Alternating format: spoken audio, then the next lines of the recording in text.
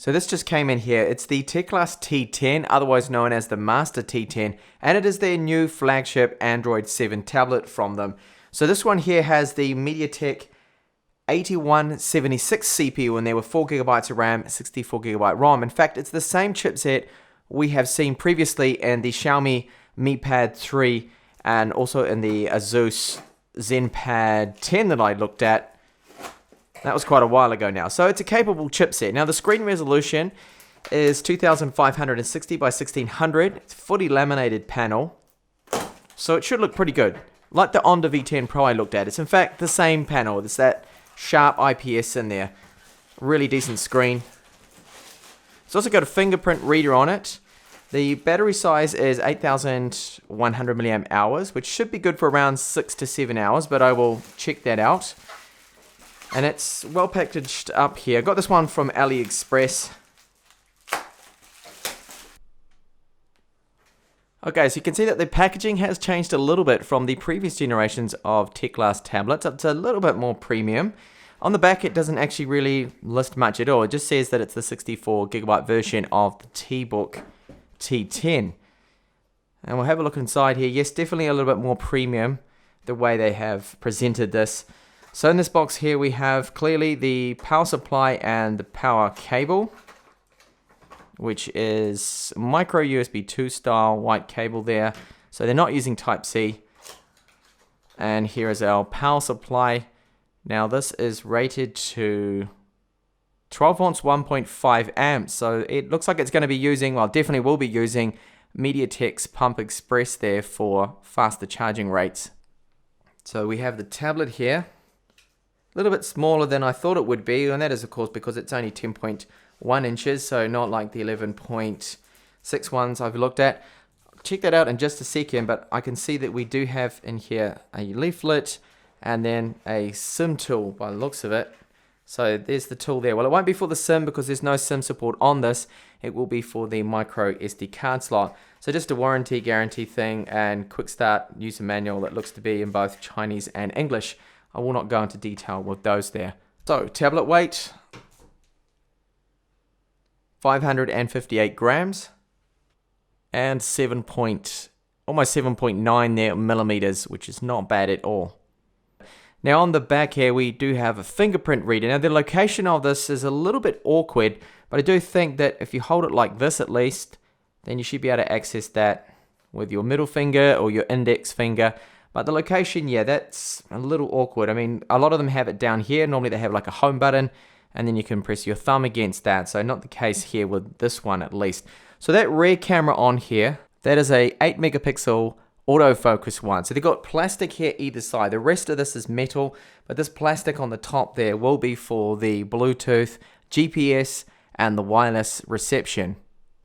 And on the top left, you'll find our power and volume buttons here. Now these, to me, feel like they are made out of metal. They don't shake around. They're definitely a lot better than the likes of what we used to see on the old 98 series, which was the X98. On the top right there, we have micro HDMI out, which is great to see on one of these tablets because it has been missing on a few of the other models that I looked at, and I really do like to have micro HDMI on there. We've got micro USB 2. Now the port location's a little bit awkward being on the top. I'm not exactly a fan of that. I would prefer it to be on one of the sides there. And along the side, you can see there we do have a 3.5mm headphone jack, and there is the tray there for our micro SD cards. And on each of the side, there is this little grill here that is for the speakers. And down the bottom, you'll find an oddly located microphone. Lastly, up the front, 13 megapixel front-facing webcam with an ambient light sensor to the right of it, and you'll notice here that we do have a pre-applied screen protector. There's really no flex in that design at all. Very solid. There's no creaks either where the front half meets up with the rear here.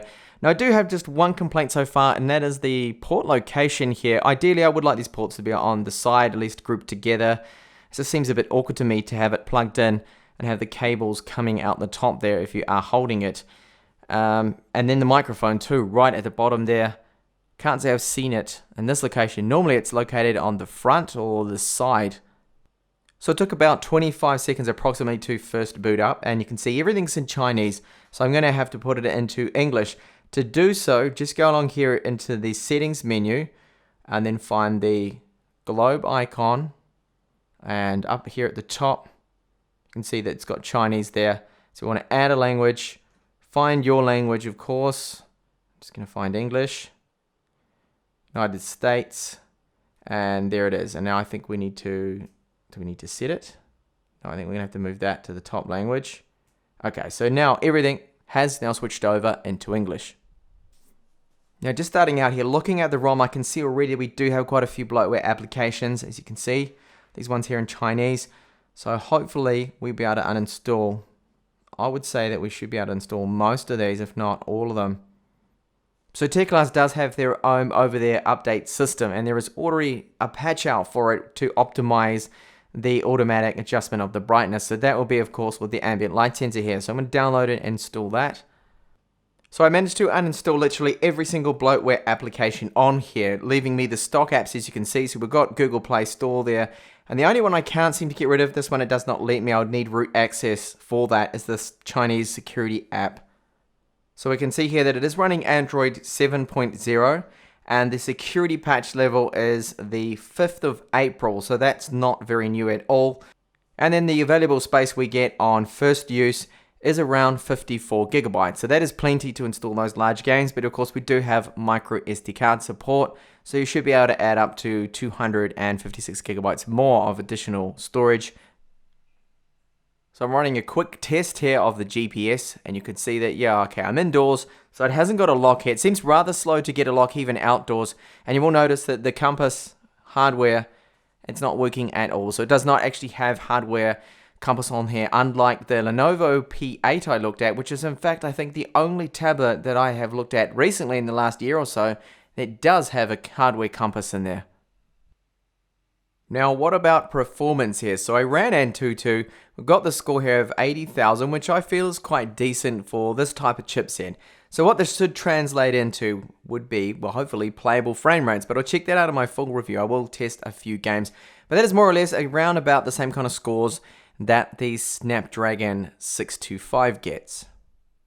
So far in my initial hands-on testing here, the performance of the wireless seems really good, and I've noticed that everything in the ROM seems quick and snappy, probably aided by the fact that it's a stock ROM, and once I got rid of that bloatware, there's really nothing there to slow it down. So scrolling speeds in Chrome here, they seem good, but not as smooth as they could be. For example, they're not the same kind of level as, say, a Snapdragon 835, but it isn't too bad here. Now I've noticed that the screen accuracy too seems good, no complaints with that. Everything seems to load in nice and quick and snappy as well. Now if you are wondering about that display, so far the blacks seem very deep. It's a IPS or PLS panel made by Sharp, and it is very sharp. So interesting, a Sharp panel from Sharp. But of course with that resolution of 2560 by 1600 means it's a lot better than the typical 1080p screen you will see.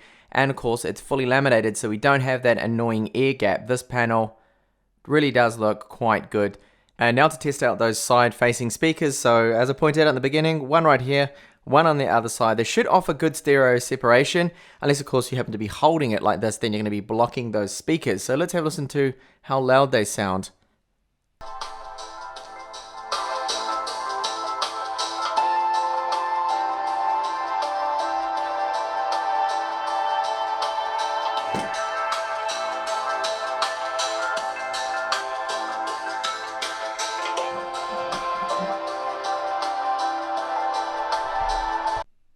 So the speakers are a huge improvement from the X98 series. In their previous tablets, they didn't tend to have very good speakers.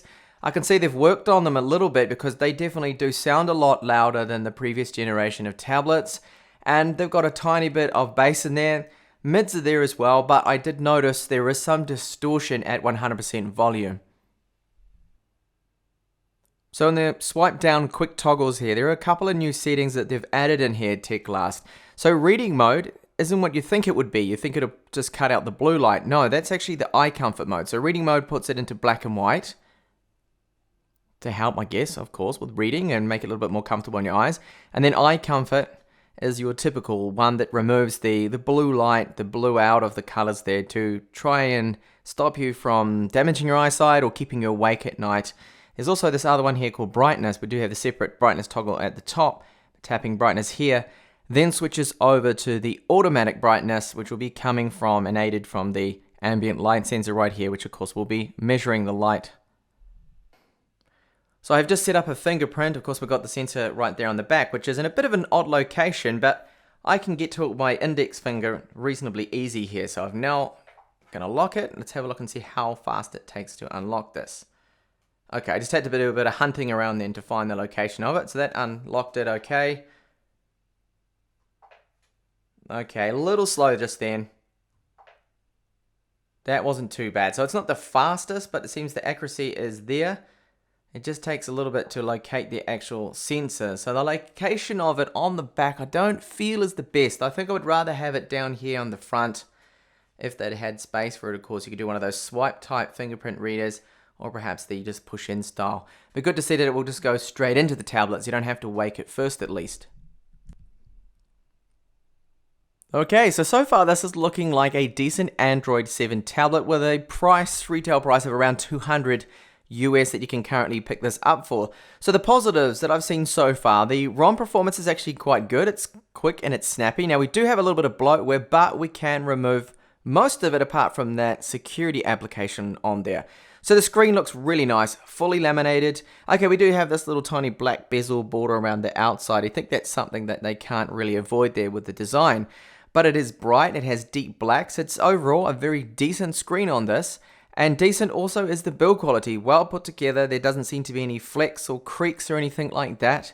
Now we do have that fingerprint reader on the rear. It's a bit of an odd location. Same goes for the ports. They're slightly odd location there at the top. I wish they'd put them to the side there. I think might have been a little bit better. Now I can kind of see why they moved the microphone to the bottom. That's probably to stop feedback from your hands, because you're normally not going to be holding it there unless of course you're holding it vertically and not horizontally.